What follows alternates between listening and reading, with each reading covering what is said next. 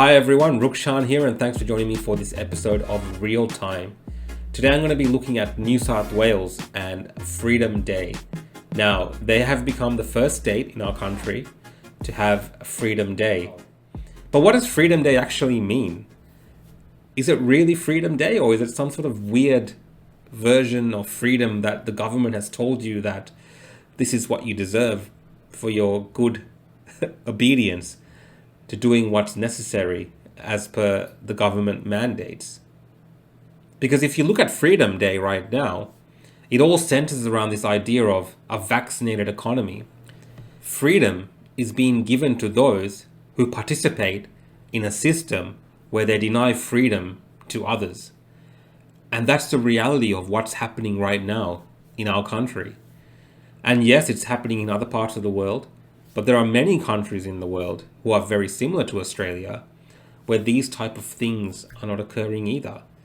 So it's a choice, it's a decision that's been made by governments. It's a policy decision to treat people like this and to pit people against each other.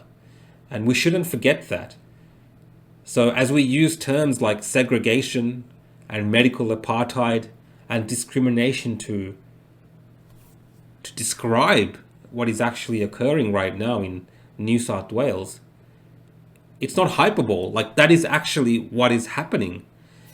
There's many people commenting that you can't use those terms in relation to this because we've given people a choice and they've chosen not to participate in the vaccinated economy.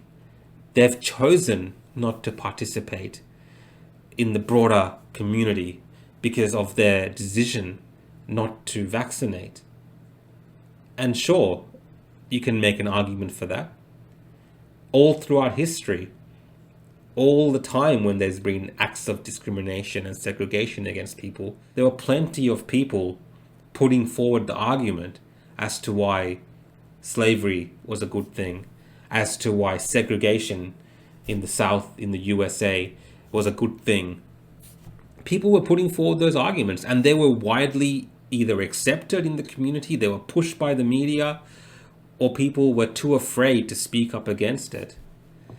And that's how those systems permeated throughout all of those communities for such a long time, because it was just kind of ignored. Because as long as I have my freedoms and my abilities, I don't need to look at those people, right? Let's just ignore those people because they've made either a choice or they're different to us. And for our safety, right, you have to remember, all these ideas that we hear about slavery or segregation or any type of discrimination always revolves around the idea of safety. We're doing this for your safety. Right now, what's happening is for the safety related to our health, which is what we're being told. But the situation is more complicated than that, right? It's not black and white, right? There's so many little nuances and so many different variations of what could happen regardless of whether you're vaccinated or not. But we've made a decision to force people to participate in the vaccinated economy through making a choice, right? The choice is being forced upon them. And it's being done through things like denying them the ability to make a living, right? Denying them the ability to go to the shops, denying them the ability to go and hang out with loved ones in a church. All sorts of different methods of coercion is currently being used on your fellow citizens, your fellow Australians right now. And it's just normalized and it's accepted because it allows you to have a haircut. It allows you to go get a beer. It allows you to line up at Kmart. So all these things are okay. So that's currently our vaccinated economy. And a lot has been said of using terms like segregation and medical apartheid. I've even seen some come out and say it's racist to use those words to describe what is happening here because it's no way the same thing. And that's just ridiculous because I know plenty of people that I've spoken to that come from all walks of life, from all over the world, who share this view that this is somehow, akin to segregation or medical apartheid. These views aren't limited to one race. A lot of people view this in this light. So these arguments that are made that you can't use this language to describe this, I think it's just people trying to mask their shame. I think a lot of people know how wrong it is what is happening right now. I definitely know how wrong it is what is happening right now. These aren't the values and the things that I've learned over time growing up in this country to treat people in this manner. But if we can judge people on something like this, then it makes sense all the other times in history where we've treated people like crap. It makes complete sense. Look how easily people have given up on protecting the rights and freedoms of their fellow citizens in this country.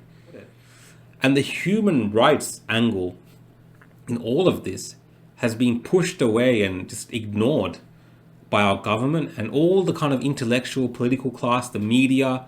They don't want a bar of it because it's embarrassing. Because the moment you start putting a microscope to what's happening right now in New South Wales and what's going to be happening in Victoria very soon and other parts of our country very soon, is disgusting. And when you look back on this time, history, my personal belief is that history will not be kind to those who are speaking in such ill terms of those who are wanting to make a free and informed decision about their life, their health, and their body, and their family's life, health, and body. These are things that we should protect dearly. But right now, we're using all sorts of derogatory terms and disgusting language and all sorts of methods and discriminatory tactics, I would say. The vaccinated economy, like how stupid does that sound? But these are the things that we're participating in now. There will be a right side of history. And in history, we can learn this. Because during a time of slavery or segregation or any other discriminatory things that we've gone through as a community all around the world, do you think it didn't have the support of the government and intellectuals and the media class of that day? The monarchs, whoever it was. Those things were widely okayed because it meant that you could still do things, but those other people, no, they're dangerous. They're not safe. We need to ensure that they don't mingle with us. So we're going to create these systems of segregation, these systems of apartheid, because it's for your safety. It's for national security. These were the type of arguments that were used. That's the truth of history. At that particular time, it might not seem wrong what you're doing because everyone else is participating in that system and doing those things.